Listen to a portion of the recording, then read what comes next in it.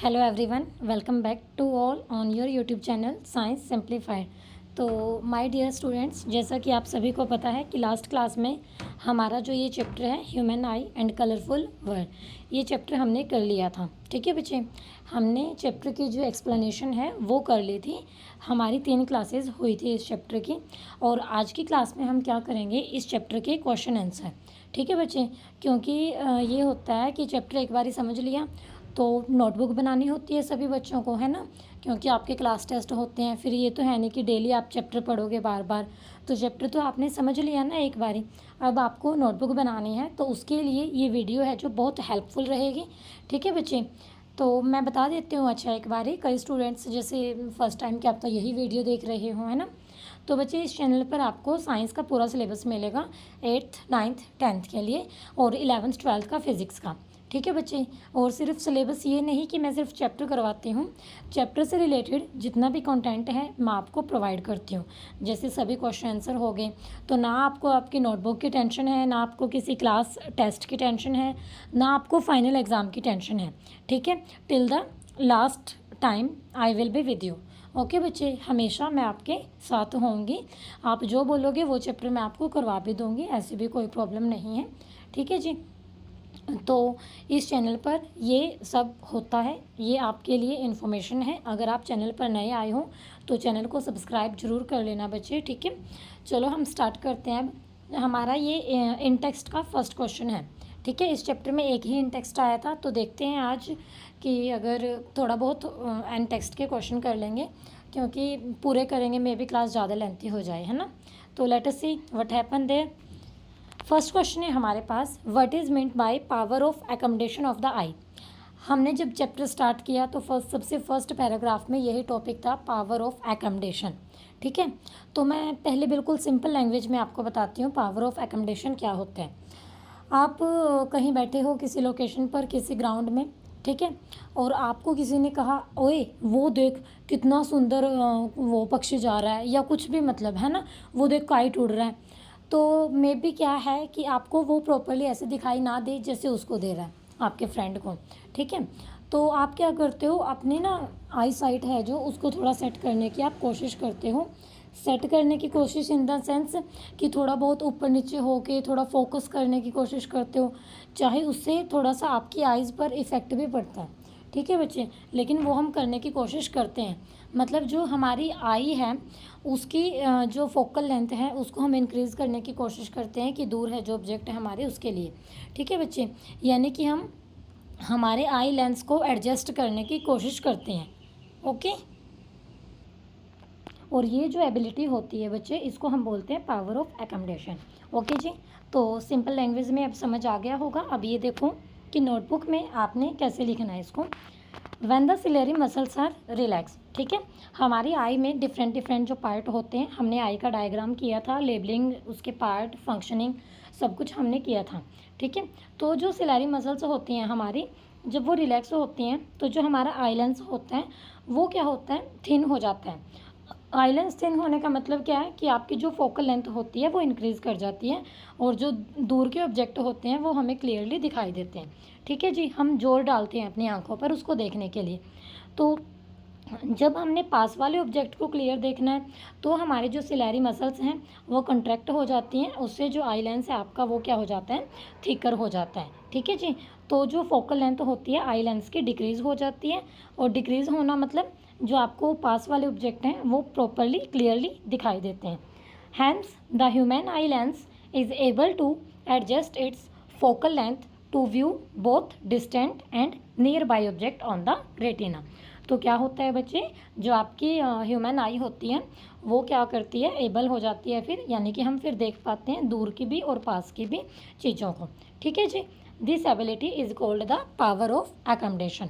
इस एबिलिटी को हम क्या बोलते हैं बच्चे, पावर ऑफ एकोमोडेशन। ओके जी, सेकेंड क्वेश्चन है हमारे पास, अ पर्सन। आपने ना, अब जैसे मैं आंसर बताती हूँ उससे पहले एक बार वीडियो को रोक के खुद भी आंसर देने की ट्राई किया करो।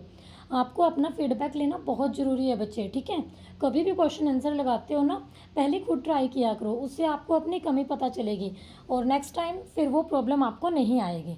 ठीक है, ये सबसे अच्छा मेथड होता है खुद की फीडबैक लेने का, ये देखने का कि मुझे समझ आ रखा है या नहीं आ रखा। ठीक है जी। और क्वेश्चन आंसर करने से पहले जो चैनल पर 3 वीडियो ऑलरेडी अपलोडेड हैं, पार्ट 1 2 3, वो ज़रूर करना, फिर क्वेश्चन आंसर लगाना। ठीक है जी। ये मत सोचा करो कि सिर्फ हमें तो क्वेश्चन आंसर से मतलब है, पेपर में क्वेश्चन आंसर आते हैं। बच्चे कई बार ये भी होता है कि इस क्वेश्चन में से, इस मतलब एक्सरसाइज में से यहाँ से ना आए, 1-2 क्वेश्चन कोई चैप्टर का वैसे आ जाए थोड़ा डीप से, तो इसीलिए चैप्टर करना बहुत ज़रूरी होता है। ओके जी। तो देखो सेकंड क्वेश्चन क्या है हमारे पास, a person with myopic eye. Myopic eye मतलब हमने आई के डिफेक्ट किए थे, मायोपिया। ठीक है, तो जिनको मायोपिया होता है उसको बोलते हैं myopic eye. Can not see object beyond 1.2 metre distinctly. जो मायोपिक आई वाला कोई पर्सन है वो क्या करता है, 1.2 मीटर के बाद जो डिस्टेंस के ऑब्जेक्ट हैं उनको नहीं देख पाता। What should be the type of the corrective lens used to restore proper vision. तो उसको कौन से टाइप का जो लेंस है वो यूज़ करना चाहिए, किसके लिए, प्रॉपर विज़न के लिए। ठीक है जी, कि उसको अच्छे से दिखाई दे जाए। तो सबसे पहले आपको मायोपिया का मीनिंग पता होना चाहिए। मायोपिया होता है नियर साइटनेस। ठीक है, नियर साइटनेस मतलब नियर के ऑब्जेक्ट आपको सही दिखाई देते हैं, लेकिन जो फार डिस्टेंस के होते हैं वो हमें दिखाई नहीं देते। ठीक है जी। तो अब हम यहाँ पे क्या करेंगे, आपको अगर पता है कि कौन सा लेंस यूज़ कर सकते हैं, बस हो गया आपका आंसर। तो मायोपिया में कनकेव लेंस का यूज़ किया जाता है। और कल की क्लास में मैंने ये क्वेश्चन पूछा था और मुझे एक भी आंसर अभी तक नहीं मिला कमेंट बॉक्स में। ठीक है, बहुत गलत बात है ये, क्योंकि मुझे पता है स्टूडेंट हैं चैनल पर कनेक्टेड, और 1-2 बच्चे तो बड़े अच्छे से आंसर करते भी हैं। चलो मे भी कई बार बंदा इधर उधर होता भी है, उनका कोई बात नहीं। ठीक है, जो रेगुलर आंसर करते हैं, एक दिन वो नहीं करेंगे तो नो प्रॉब्लम। ठीक है जी। तो देखो अब इसको नोटबुक में कैसे लिखोगे आप, the person is able to see nearby object clearly. Person है जो नियर बाई के ऑब्जेक्ट को क्लियरली देख पाता है, but he is unable to see object beyond 1.2 metre. लेकिन जो ऑब्जेक्ट 1.2 मीटर के बाद हैं वो उनको नहीं देख पाता। ऐसा क्यों होता है, क्योंकि हमें पता है मायोपिया में जो आपकी इमेज है रेटिना पर ना बन के रेटिना के इन फ्रंट बनती होती है वो। ठीक है बच्चे, this happen because the image of an object beyond 1.2 meter is formed in front of the retina and not at the retina। ठीक है जी, as shown in the figure। तो आपने ये ऐसे डायग्राम भी बना के आना है। अब करेक्ट करने के लिए देखो लेंस का हम यूज़ करेंगे यहाँ पर। तो to correct this defect of vision he must use a concave lens. ये अगर करेक्ट करना है तो कौन से लेंस का यूज़ करना होगा, कॉनकेव लेंस का। This concave lens will bring the image back to the retina. तो कॉनकेव लेंस का यूज़ करके क्या होगा, जो इमेज है हमारी वो दोबारा से रेटिना पर बन जाएगी, जो हमें चाहिए, जिसे हम प्रॉपरली देख पाएँ। ठीक है। सेकेंड क्वेश्चन है हमारे पास, what is the far point and near point of the human eye with normal vision. जिसकी नॉर्मल विजन होती है उसके लिए फार पॉइंट और नियर पॉइंट बताना है, मतलब ज़्यादा से ज़्यादा वो कितना देख सकता है और कम से कम वो कितना। ठीक है जी। तो नॉर्मल के लिए हमारे पास कम से कम होता है 25 सेंटीमीटर, और ज़्यादा से ज़्यादा तो इन्फिनिटी होता है, जिसको जहाँ तक दिखाई देता है वो देखने की कोशिश करता ही है। ना भी दिखाई दे तो भी क्या करता है वो, अपनी सिलेरी मसल्स को एडजस्ट करके। ठीक है, लेंस को। तो देखो बच्चे इसका आंसर कैसे लिखोगे, the near point of the eye is the minimum distance of the object from the eye. तो नियर पॉइंट है जो आई का, उसका मीनिंग क्या होता है कि मिनिमम डिस्टेंस होती है। Which can be seen distinctly without strain. ठीक है, जब हमें ना वही देसी भाषा में हो गया, जोर ना पाना पड़े, है ना, आंखों पर जोर ना पाना पड़े उसको बोलते हैं विदाउट स्ट्रेन। स्ट्रेन क्या है, एक तरह का प्रेशर बोल सकते हो आप लोग, फोर्स से एक तरह का। ठीक है जी। तो for a normal human I this distance is 25 centimetre. तो नॉर्मल ह्यूमन आई के लिए ये जो डिस्टेंस है 25 सेंटीमीटर होती है। और जो फार पॉइंट होता है देखो वो तो क्या होता है, मैक्सिमम डिस्टेंस, है ना। The far point of the eye is the maximum distance to which the eye can see the objects clearly. तो फार पॉइंट क्या होता है, हमारे पास मैक्सिमम डिस्टेंस होती है जहाँ तक आई है जो ऑब्जेक्ट को क्लियरली देख पाती है। The far point of the normal human I is infinity. तो नॉर्मल ह्यूमन आई के लिए जो फार पॉइंट होता है आपका वो क्या होता है जी, इन्फिनिटी। ओके बच्चे। फोर्थ क्वेश्चन है हमारे पास, a student has difficulty reading the black board while sitting in the last रो।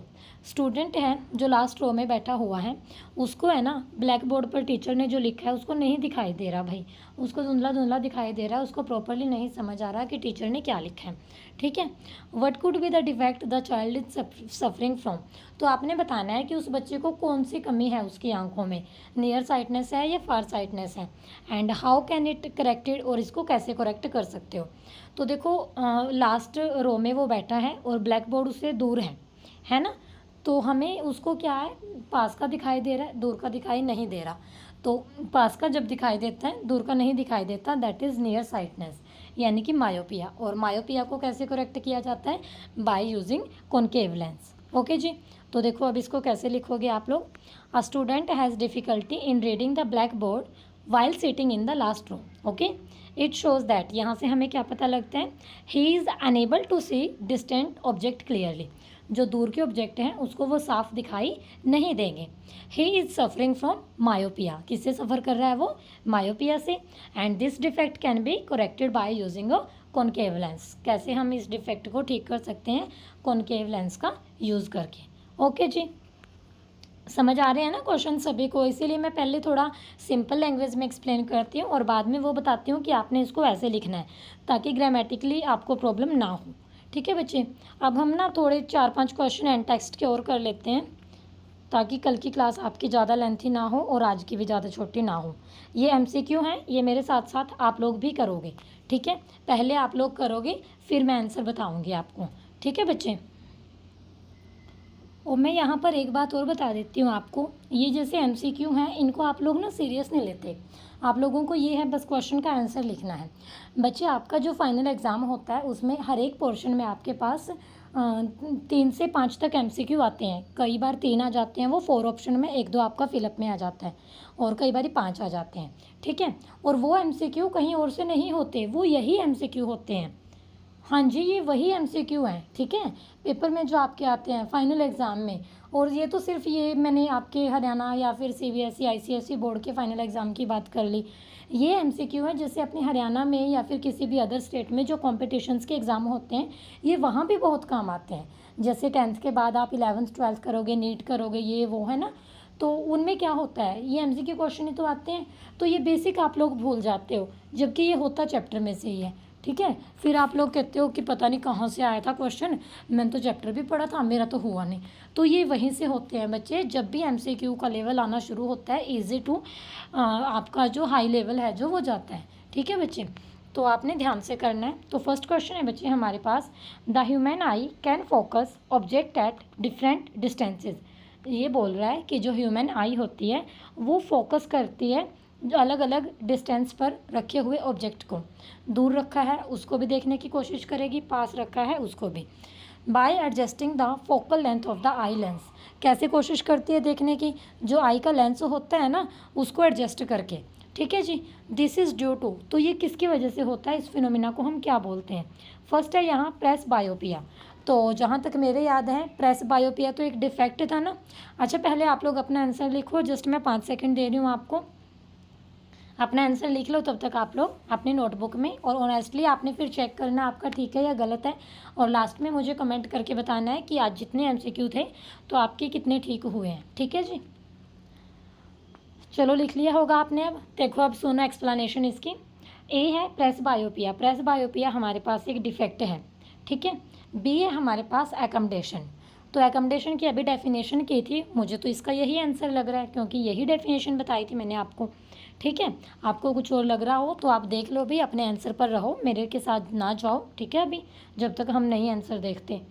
सी है नियर साइटनेस, नियर साइटनेस भी एक डिफेक्ट ही है, फार साइटनेस भी एक डिफेक्ट ही है, तो उसके अकॉर्डिंग तो बी ऑप्शन करेक्ट होना चाहिए। तो चलो अब हम फाइनल आंसर मैच करते हैं। हाँ जी, बिल्कुल इसका बी आंसर ही है। देखो, human eye can change the focal length of the eye lens to see the objects situated at various distance from the eye. जो ह्यूमन आई होती है वो फोकल लेंथ को चेंज करके ऑब्जेक्ट जो अलग अलग डिस्टेंस पर रखे होते हैं उनको देखती है। This is possible due to the power of accommodation of the eye lens. तो ये किसकी वजह से पॉसिबल होता है, पावर ऑफ अकोमोडेशन। ठीक है बच्चे, इसको हम क्या बोलते हैं, पावर ऑफ अकोमोडेशन। ठीक है जी, मैं उम्मीद करती हूँ कि आपको समझ आया होगा। सेकंड क्वेश्चन है हमारे पास, the human eye form the image of the object at its. Human eye जब हमने की उसके पार्ट किए थे तो वहाँ पर हमने ये बताया था कि यहाँ से लाइट एंटर करती है, यहाँ पर ये होता है, ये एडजस्ट होता है, यहाँ पर इमेज बनती है, ठीक है, ये लेंस होता है। मतलब हमने सभी पार्ट की डिस्कशन अच्छे से की है। आई थिंक वो पार्ट नंबर 1 में ही है, हाँ पार्ट नंबर 1 में ही है, ठीक है। तो आप लोग विजिट करके चैनल पार्ट 1 अच्छे से देख लेना। तो ए है ऑप्शन यहाँ पर कॉर्निया, बी ऑप्शन है आइरिस, सी ऑप्शन है प्यूपिल एंड डी ऑप्शन है रेटिना। तो इसका तो बच्चे जिनको आंसर पता है फिक्स ही है, यहाँ पर कोई वेरिएशन नहीं है। तो इसका आंसर क्या होगा, रेटिना। क्योंकि अभी ऊपर हमने क्वेश्चन डिस्कस किया था कि इमेज रेटिना पर ना बनकर आगे बनती है, पीछे बनती है, नियर साइटनेस की प्रॉब्लम थी वो, ठीक है बच्चे। तो इसका आंसर क्या आएगा आपका, रेटिना आएगा। ओके जी। क्वेश्चन नंबर 3 है हमारे पास, the least distance of distinct vision. ये भी क्वेश्चन अभी ऊपर डिस्कस हो चुका है। जिन बच्चों ने वो ध्यान से सुने हैं तो वो तो आंसर दे देंगे। ये बोल रहा है least distance of distinct vision, यानी कि ये कम से कम जो दूरी होती है किसी वस्तु को देखने की, for a young adult with normal vision, जिसकी नॉर्मल विज़न है, जिसको कोई आई डिफेक्ट नहीं है, तो उसके लिए ये कितनी होती है। देखो यहाँ जो ऑप्शन है सारे मिलते जुलते ऑप्शन हैं, और यहाँ पर बच्चे करते हैं गलती क्या करते हैं, ए ऑप्शन देखा 25, टिक लगा दिया, पेपर में फिल कर दिया, है ना, और फिर वो चेंज भी नहीं कर सकते। OMR में तो ऐसे ही होता है ना कि उसको चेंज नहीं कर सकते। तो 25 के पीछे क्या है, मीटर, ठीक है। तो वो चीज़ आपने ध्यान रखनी है कि वहाँ पर वो मीटर था या सेंटीमीटर था, ठीक है जी। बी ऑप्शन है 2.5, ये तो बनेगा ही नहीं। सी ऑप्शन है देखो 25 सेंटीमीटर, जो आपका आंसर होगा। ओके बच्चे, तो इसका करेक्ट आंसर क्या होगा, सी। देखो क्या है, the least distance of distinct vision is the minimum distance of an object to see clear and distinct image, ठीक है जी। ये मिनिमम डिस्टेंस होती है ऑब्जेक्ट की क्लियर इमेज देखने के लिए, और ये कितनी होती है, यंग अडल्ट के लिए जिसकी नॉर्मल विजन होती है, तो ये हमारे पास होती है 25 सेंटीमीटर। ओके। फोर्थ क्वेश्चन है हमारे पास, the change in focal length of an eye lens is caused by the action of. ये हमने जब फर्स्ट क्वेश्चन नहीं किया इन टेक्स्ट में पावर ऑफ एकोमोडेशन वाला, हमने वहाँ पर इसी के साथ एक्सप्लेनेशन की थी उसकी, है ना, याद आ गया होगा। तो change in focal length of an eye lens is caused by the action of, तो किस एक्शन की वजह से होता है ये, तो ये देखो फर्स्ट बोल रहा है प्यूपिल का तो कोई रोल नहीं है इसमें। बी ऑप्शन दे रहा है ये रेटिना, तो रेटिना पर तो आपकी इमेज बनती है। सिलेरी मसल्स, याद आया, सिलेरी मसल्स ही होती हैं ना, रिलैक्स होती हैं, कॉन्ट्रैक्ट होती हैं, आई लेंस है जो एडजस्ट करते हैं। और डी ऑप्शन है आइरिस, आइरिस भी नहीं होगा, तो इसका करेक्ट आंसर क्या होगा आपका, सी ऑप्शन होगा। देखो द रिलैक्सेशन और contraction of ciliary muscles changes the curvature of the eye lens, ठीक है, change in curvature of the eye lens changes the focal length of eye, hence the change in focal length of an eye lens is caused by the action of ciliary muscles। यानी कि जो आपकी ciliary muscles हैं relax होती हैं, contract होती हैं, ठीक है जी, तो वो किसकी वजह से होती हैं, आपकी आई लेंस है जो उसका कर्वेचर चेंज होना, और वो कर्वेचर चेंज होने की वजह से फोकल लेंथ चेंज होती है। तो फोकल लेंथ किसकी वजह से चेंज हुई, एक्शन ऑफ सिलेरी मसल्स, ठीक है बच्चे। उसके बाद फिफ्थ क्वेश्चन है जो हमारा, चलो ये और कर लेते हैं हम, फिर बाकी क्वेश्चन नेक्स्ट क्लास में करेंगे, ठीक है, क्योंकि आगे वाले क्वेश्चन भी फिर वही है ना, वो डीप एक्सप्लेनेशन थी उनकी थोड़ा सा, ठीक है बच्चे। तो मैं नहीं चाहती कि मैं क्वेश्चनों को ऐसे टपाऊँ, मैं चाहती हूँ कि जो मैं करवाऊँ अच्छे से करवाऊँ, सभी को समझ आए, ठीक है, उससे रिलेटेड कोई डाउट आपका ना रहे। फिर भी कोई रहता है तो आप लोग पूछ सकते हो। A person needs a lens of power -5.5 dioptre. अब डायोप्टर जो यूनिट हैं पावर के यूनिट हैं, चैप्टर लास्ट किया था हमने, वहाँ पर लास्ट टॉपिक था ये रिफ्लेक्शन एंड रिफ्रैक्शन वाले में। For correcting his distant vision, ठीक है, किसी को ठीक दिखाई नहीं देता, दूर का दिखाई नहीं देता, और उसको लेंस की जिसकी ज़रूरत है उसकी पावर है -5.5 dioptre. For correcting his near vision, जब उसको पास का नहीं दिखाई देता तो अब उसको ज़रूरत है 1.5 डायोप्टर। देखो वो नेगेटिव है, ये पॉजिटिव है, ठीक है, तो ये आप रिलेट कर सकते हो ना लेंसेज के साथ। अब आपको करेक्टिव लेंस भी पता है, और पिछले चैप्टर में ये भी सीखा था कि कौन सी लेंस की फोकल लेंथ पॉजिटिव होती है, कौन से की नेगेटिव होती है। What is the focal length of lens required for correcting. तो पहले आपने फर्स्ट के लिए बताना है, डिस्टेंट विज़न के लिए, और फिर आपने सेकंड के लिए बताना। ठीक है बच्चे, तो पावर का फॉर्मूला जिन बच्चों को पता है उनके लिए ये न्यूमेरिकल है जो बिल्कुल आसान है। ठीक है, पी का फॉर्मूला होता है 1/f, यहाँ पी दिए तो 1/f बस कर दो। ठीक है, और वो मीटर में होता है। क्यों? जो पावर को 1 डायोप्टर हम तभी कहते हैं जब फोकल लेंथ 1 मीटर होती है। यूनिट्स को ज़रूर याद रखा करो, फिजिक्स में यूनिट्स का सबसे इम्पोर्टेंट रोल होता है। ठीक है बच्चे, तो देखो for distance vision -0.181 metre, for near vision 0.667 metre. Power है जो वो क्या होती है 1/f होती है ना। तो फर्स्ट ही हमें दे रखी है -5.5, तो इसको सोल्व करेंगे तो क्या आ गया 0.181। ऊपर ये आंसर दे दिया इन्होंने पहले ही। ठीक है, और फिर सेकंड के लिए निकालेंगे f is equal to 1/p। ये ऊपर से लिख रखा है, ये मत समझ लेना ये पावर में है, इज इक्वल में है ये। ठीक है, थोड़ा ये टाइपिंग मिस्टेक है। और फिर इसके लिए 0.667। ठीक है बच्चे, तो ये थे हमारे पास 5 क्वेश्चन हमने आज एक्सरसाइज के किए हैं और हमने इन टेक्स्ट क्वेश्चन कर लिए हैं। तो आज की क्लास में बस हम इतना ही करेंगे। नेक्स्ट क्लास में हम इस चैप्टर के सभी क्वेश्चन आंसर को कंप्लीट कर देंगे। ठीक है बच्चे, तो जो स्टूडेंट आज चैनल पर पहली बार आए हैं, मैं उम्मीद करती हूँ बच्चे कि आपको क्लास पसंद आई होगी। और ऐसे ही हमने 10th क्लास के ऑलरेडी 5-6 चैप्टर पहले भी अपलोड कर रखे हैं, केमिस्ट्री के भी, फिजिक्स के भी, बायो के भी। ठीक है जी, बिल्कुल डीप एक्सप्लेनेशन करवा रखी है, सबके क्वेश्चन आंसर भी करवा रखे हैं। ठीक है बच्चे, तो आप लोग सभी क्लासेस को पूरे पेशेंस के साथ देखना। ओके जी, so thank you very much, stay connected with science simplified.